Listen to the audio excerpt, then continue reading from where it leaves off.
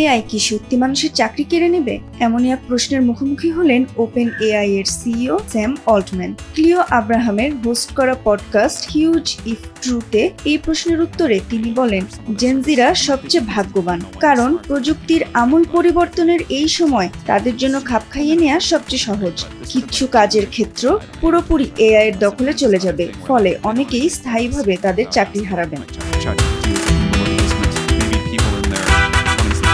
Altman বলেন, তরুণরা সবসময়ই প্রযুক্তির সাথে খাপ খাইয়ে নিতে সবচেয়ে বেশি পারদর্শী।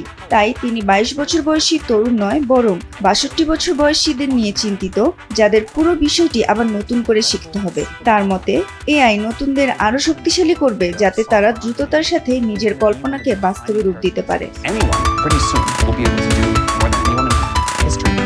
তবে তার চেয়ে কিছুটা ভিন্ন মত প্রকাশ করেছেন গুগলের সাবেক শীর্ষ নির্বাহী মো গাওদাত। তার মতে, এআই সমাজে এমন এক বিপর্যয় ডেকে আনবে যেখানে থাকবে না কোনো মধ্যবিত্ত শ্রেণী। 2027 সাল থেকে পরবর্তী 15 বছর হবে নরক থেকে স্বর্গযাত্রা, কারণ এআই, সফটওয়্যার ডেভেলপার, সিইও এবং পডকাস্টার সকলের স্থানই দখল করে নেবে, ফলে হারিয়ে যাবে মধ্যবিত্ত শ্রেণী।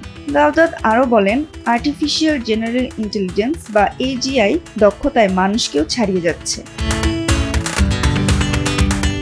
এর আগে এআই এর গডফাদার হিসেবে বিবেচিত জেফ্রি হিন্টন বলেছিলেন যে আর্টিফিশিয়াল ইন্টেলিজেন্স অদূর ভবিষ্যতেই নিজেই নিজের ভাষা তৈরি করতে পারবে, যার ফলে মানুষের পক্ষে তা শনাক্ত করা অসম্ভব হয়ে যাবে। মাহজাবিন নাফিসা, দেশ টিভি।